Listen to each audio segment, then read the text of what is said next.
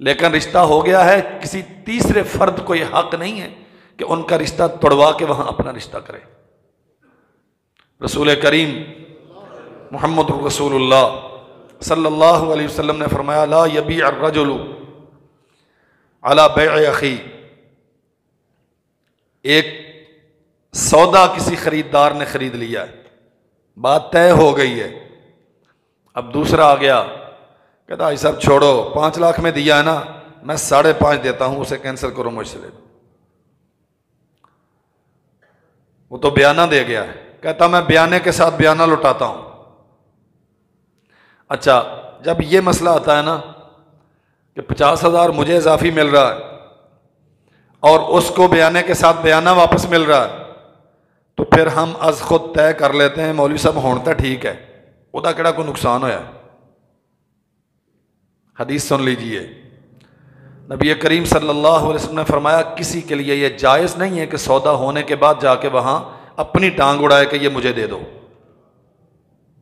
حضرت امام بخاری رحمۃ اللہ علیہ، اگرچہ میرے موضوع سے متعلق نہیں، بس ایک بات آئی ہے زبان پہ،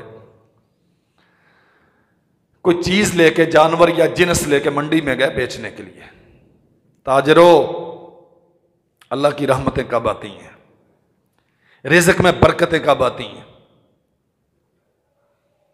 سارا دن پھرتے رہے، ایک گاہک آیا، حضرت میں اس کے اتنے دیتا ہوں، انکار کر دیا، چیز دی نہیں، سودا بکا نہیں۔ شام کو اپنے قرارگاہ پہ جہاں ٹھہرے ہوئے تھے وہاں تشریف فرما ہوئے، اور سونے سے پہلے دل میں نیت کر لی کہ کل جاؤں گا اور اسی گاہک کو جس نے اتنا ریٹ لگایا تھا اسے یہ چیز دے دوں گا۔ صبح گئے مارکیٹ میں، کوئی اور آ گیا، اس نے کہا جی آپ مجھ سے 10,000 زیادہ لے لیں مجھے دیں۔ فرمایا نہیں رات میں نے نیت کر لی تھی تو میں اپنی نیت کے خلاف نہیں کرنا چاہتا، جس کے لیے نیت کی تھی اسی کو دوں گا اور کم میں دوں گا۔ کیا معیار ہے یار ان کا، نیت کی ہے،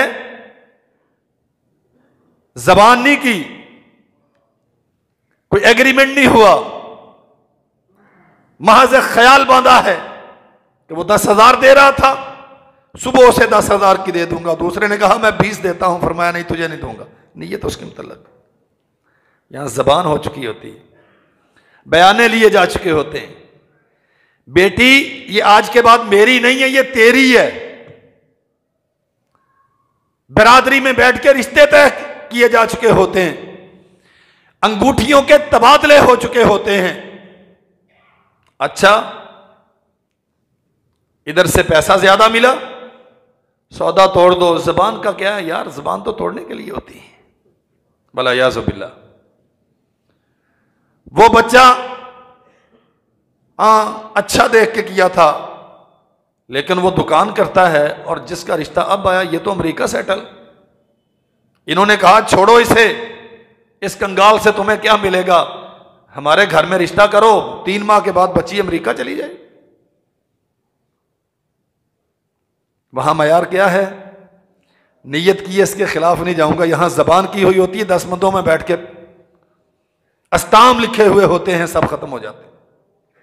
فرمایا کوئی آدمی کسی کے سودا ہونے کے بعد جا کے وہاں بولیاں مت دے،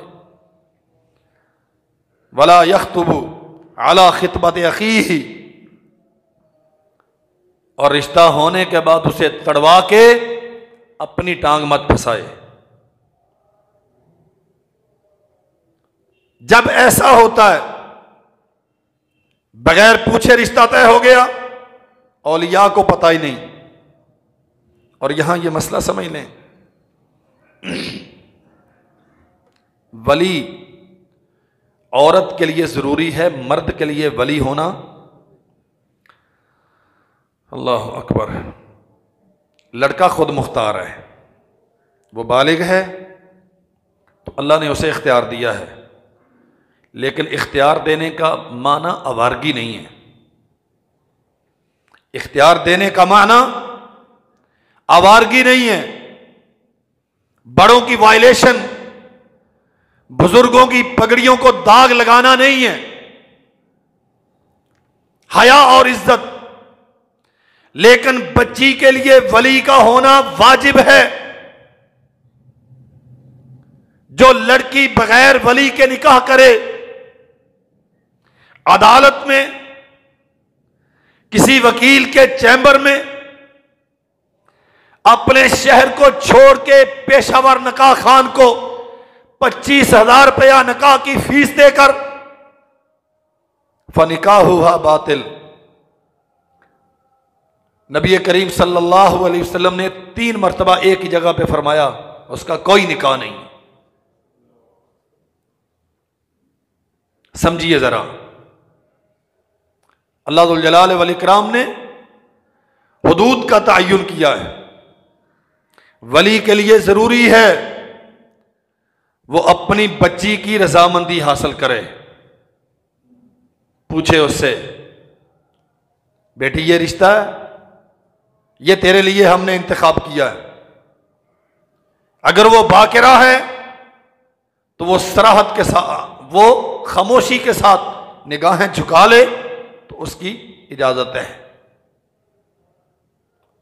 اور بچیاں بھی سمجھیں میری بات، بچیوں کی مائیں بھی سمجھیں یہ مسئلہ.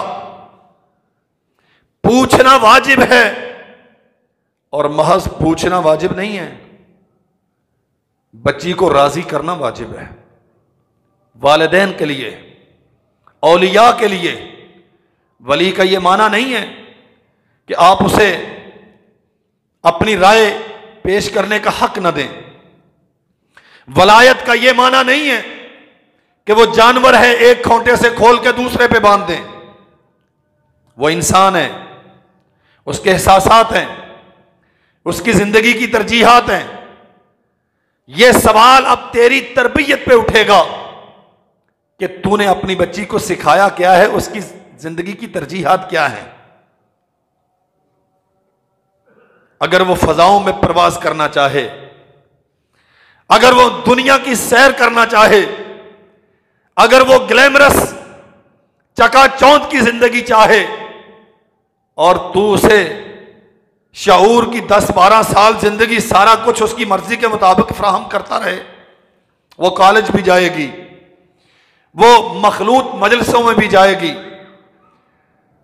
وہ کزنز، کلاس فیلوز، محلے دار، آخری حد تک جس کے ساتھ جب چاہے بائک میں بیٹھے اور جہاں جی چاہے چلے جائے. اور جب نکاح کا وقت آیا تو پھر تو حکم چلائے کہ نہیں، جہاں میں چاہتا ہوں وہاں کرے. تو یوں نہیں ہوا کرتا. اگر پہلے دن سے تربیت ٹھیک ہے، اولاد کی تنابیں کھینچ کے رکھی ہیں، انہیں اچھے برے کی تمیز سکھائی ہے، دین کے علم سے انہیں آراستہ کیا، تو آج جب تو بچی سے پوچھے گا نا، خود سے، اس کی ماں کے توسط سے، اپنی بڑی بیٹی کی زبان سے، اگر وہ نگاہیں جھکا دے تو محمد کریم صلی اللہ علیہ وسلم نے فرمایا یہ تیری شرم والی بیٹی کی تیرے لیے اجازت ہے، اب اس کا نکاح کر دے. اور اگر ایسا نہیں ہے، ولی پوچھتا نہیں ہے، اپنی اولاد کو راضی کرتا نہیں ہے، اپنی بچی کو اپنے تلاش کردہ رشتے پر آمادہ نہیں کرتا ذہنی طور پہ. رسول کریم صلی اللہ علیہ وسلم کے پاس ایک خاتون آئی، سیدہ خنسا بنت حزام انصاریہ، بیوہ تھیں. اللہ کے نبی، میرے والد محترم نے فلاں کے ساتھ میرا نکاح کر دیا ہے، جبکہ مجھے اس کے گھر میں رہنا پسند نہیں ہے، میں نہیں چاہتی تھی کہ یہاں میرا نکاح کیا جائے. رسول کریم صلی اللہ علیہ وسلم نے فرمایا یہ نکاح فسخ ہو گیا. اولیاء سے عرض کرتا ہوں، والدین سے عرض کرتا ہوں، اچھی طرح سمجھ لیں، یہ جو زبردستی کے سودے ہوتے ہیں نا، یا بچی بے مہار ہوتی ہے اپنی مرضی سے کرتی ہے، اللہ کے نبی نے فرمایا وہ نکاح باطل ہے.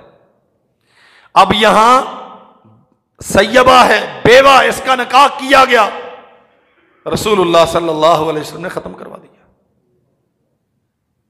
سنن نبی داؤد میں ایک دوسری حدیث ہے، رسول کریم صلی اللہ علیہ وسلم کے ساتھ ایک بچی آئی، لڑکی آئی جو باقرہ تھی، کمواری تھی. اللہ کے نبی، میرے باپ نے میرا نکاح کیا ہے. ان اباہا زوجہا وہی کارہۃ. اس خاتون، اس نوجوان لڑکی کے باپ نے اس کا نکاح کیا، اور نکاح سے پہلے ہی بچی یہاں نکاح نہیں کرنا چاہتی تھی. فخیرہا النبی صلی اللہ علیہ وسلم، رسول کریم صلی اللہ علیہ وسلم نے اس خاتون کو اختیار دیا، چاہے تو اسے قبول کر، نہ چاہے تو یہ نکاح ختم ہو جائے گا. شریعت توازن کا نام ہے، اعتدال کا نام ہے. یہ توازن کیسے قائم ہوگا؟ باپ بھی حیادار ہے اور بیٹی کی تربیت بھی حیا پہ کی ہے. ماں بھی دیندار ہے، اور بیٹی جب جوانی کی دہلیز چڑھ رہی تھی تو اسے دین کے ضروری قواعد و ضوابط ازبر کروائے. اب بچے اب سرکشی اختیار نہیں کریں گے. انہیں معلوم ہے میرے باپ کا مجھ پہ حق کیا ہے، انہیں معلوم ہے میری ماں کا مجھ پہ حق کیا ہے. ہو سکتا ہے کہ اس کے اپنے بھی کچھ احساسات کسی کے متعلق ہوں، لیکن جو اپنے باپ کا وقار سمجھتی ہے اور اپنے والدین کا اپنے آپ پہ حق سمجھتی ہے، واللہ وہ کبھی انکار نہیں کرے گی. میری خواہشات کا کیا ہے، آج ہے یہ کل ختم ہو جائے گی، لیکن جو حق میری ماں کا مجھ پہ ہے، جو میرے باپ کا مجھ پہ ہے، وہ فائق ہے. اور جب اولاد کو یہ اعتماد ہو کہ میرے والدین میرے لیے بہتر فیصلہ کریں گے، تو پھر اولاد کبھی بغاوت اختیار نہیں کرتی. بغاوت، ہاں، یہ بہتر فیصلہ کیا ہوتا ہے؟ وہ بچی اپنے والدین پہ اعتماد کرے گی جسے بہتر اور غیر بہتر کی آپ نے تعلیم دلائی ہے، جس نے سبق ہی ایک پڑھا. جو ٹی وی کی سکرین پہ آیا وہ بہتر ہے، جو آپ کے چینلز دکھاتے ہیں وہ بہتر ہے.